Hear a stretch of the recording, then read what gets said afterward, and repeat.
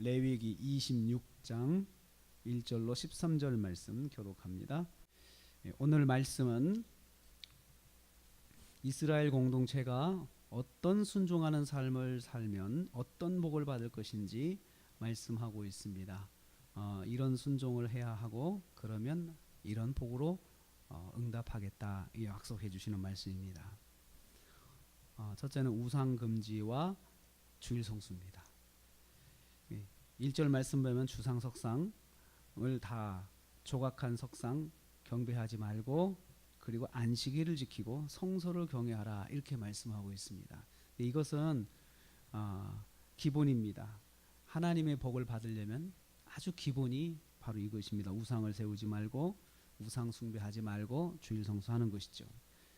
그래서 그렇게 함으로 해서 하나님을 경외하라, 내 성소를 경외하라 이렇게 하면서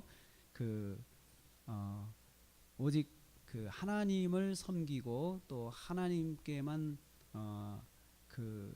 순종하는 삶을 살려면 먼저 기본이 되어 있어야 되는데, 우상 숭배를 하지 말라는 것은 오직 마음이 하나님께만 가 있으라는 것입니다. 오직 마음이 하나님께만 가 있어야 되고, 두 번째는 주일을 지켜 예배, 안식일을 지켜서 하나님께 예배하는 것을 정기적으로 계속해서 해야 그것이 하나님의 복을 받는 기본이다라고 하는 것입니다.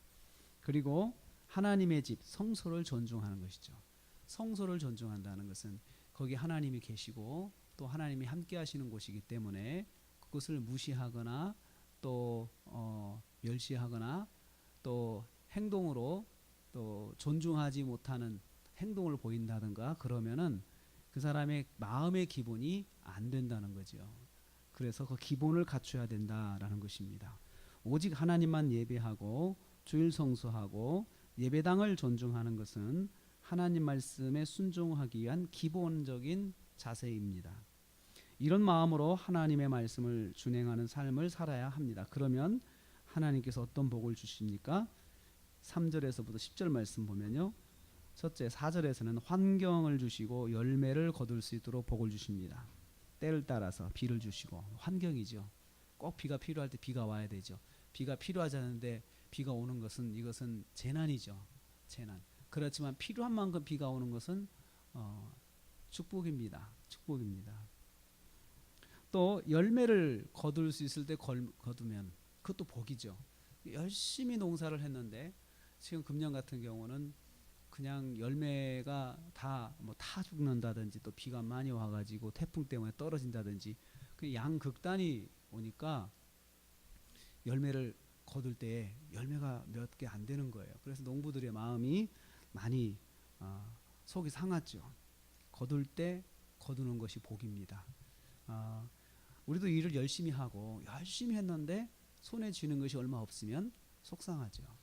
근데 열심히 일할 수 있도록 하나님께서 건강도 주시고 환경을 허락해 주시면서 끝에 가서 좋은 열매를 맺을 수 있도록 해주시는 것이 하나님의 복이다라는 거죠. 필요할 때 비를 주시고 산물과 열매를 거두게 됩니다. 또 시절을 이어가며 수확을 거두게 되며 빈곤할 기간이 없게 하신다. 이것은 뭡니까? 여기 말씀은 그렇게 되죠. 타작을 시작해가지고 포도 딸 때까지 타작이 되고 그러면 이제 타작이 끝나면은 포도를 따기 시작하는 거예요. 포도 계속 따다가 언제까지 하느냐? 다음에 씨앗 뿌릴 때까지 따는 거죠. 그러니까는 수확하는 그 시간이 계속해서 이어지는 거예요. 그러니 얼마나 기쁘겠어요. 계속해서 거두는 거죠. 그래서 빈곤할 틈이 없게 하나님께서 만들어 주신다는 것입니다. 그래서 안전한 거주를 할 수 있도록 하나님께서 인도하시는 거죠. 그 모든 것이 준비되어 있으니 얼마나 안전하겠어요. 그래서 거기다가 이제 5절 말씀 보면 평화를 주신다 그랬어요. 평화를 주신다. 모든 것들이 풍족하면 그것을 빼앗으려고 하는 사람들이 생기는 거죠. 이제 그것을 하나님께서 막아 주신다는 것입니다. 5명이 100을 쫓고 또 100이 10,000명을 쫓고, 그런 비록 전쟁이 일어난다 하더라도 승리의 복을 주시는 거죠. 그래서 그 안전한 삶을 위협하는 전쟁이 항상 있다는 거죠. 항상 풍요롭고 안전하면 그것을 시샘하고 그것을 빼앗으려고 하는 사람들이 생기는데, 그것으로부터 하나님께서 막아주시고 또 실제로 그런 상황이 일어난다 하더라도 이길 수 있도록 하나님께서 이끌어 주신다는 것입니다. 9절 말씀에는요, 그 번성과 창대의 복을 주신다. 번성과 창대의 복을 주신다. 그래서 오래 묵은 곡식보다 새 곡식을 먹을 수 있도록, 곡식을 먹다가 이것이 좀 묵어지면 새 곡식을 먹을 수 있도록 또 하나님께서 인도해 주신다. 참 걱정할 일이 없겠죠. 걱정할 길이 없겠죠. 하나님께서 이러한 번성과 창대의 복을 주신다라는 약속을 하십니다.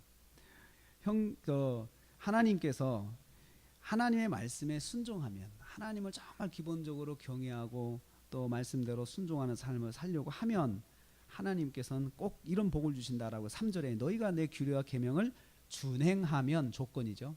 그래서 구원은 은혜로 받지만 축복은 내가 한 만큼 받는 겁니다.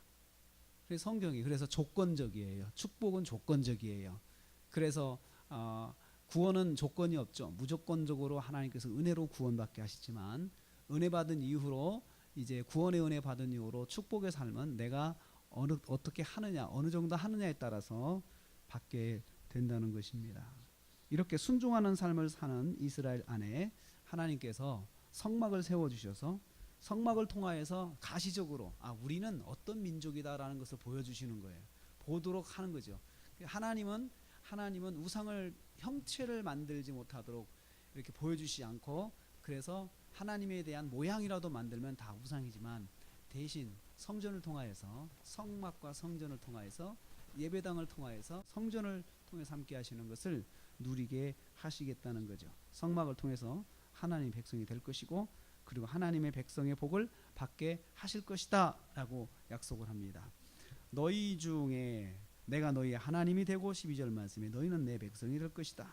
나는 너희의 하나님이다 라고 하나님께서 약속을 해 주십니다. 성막을 통해서 함께 하심을 보여주실 것이고, 성전과 예배당은 하나님이 함께 하심을 보여주는 통로가 되는 것이며, 이곳에 출입하는 사람들은 하나님의 복을 받은 사람들이다 라는 것을 보여주는 것이 된다는 것입니다.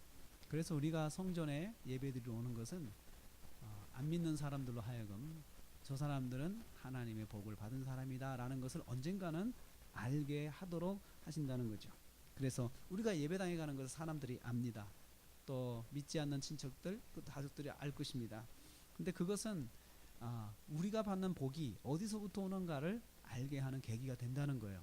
예배를 저렇게 잘 드리더니, 하나님을 저렇게 잘 섬기더니 하나님께서 복을 주시는구나 라고 하는 그러한 것들을 알게 하시기 위해서 예배당이 있고 성전이 있습니다. 우리가 오늘 하루를 시작합니다. 오늘 말씀은 순종하는 자는 반드시 복을 주신다. 이 하나님의 약속입니다. 그래서 순종하는 삶을 통하여서, 하나님 말씀에 순종하는 삶을 통해서 복을 받는 그런 삶이 온다는 것을, 축복이 온다는 것을 기억하시고, 내가 말씀에 순종하면 하나님 반드시 축복해 주십니다. 말씀에 순종하고 또 승리하는 삶을 살아서 하나님 주시는 복을 받는 저와 여러분 되시길 주님의 이름으로 축복합니다.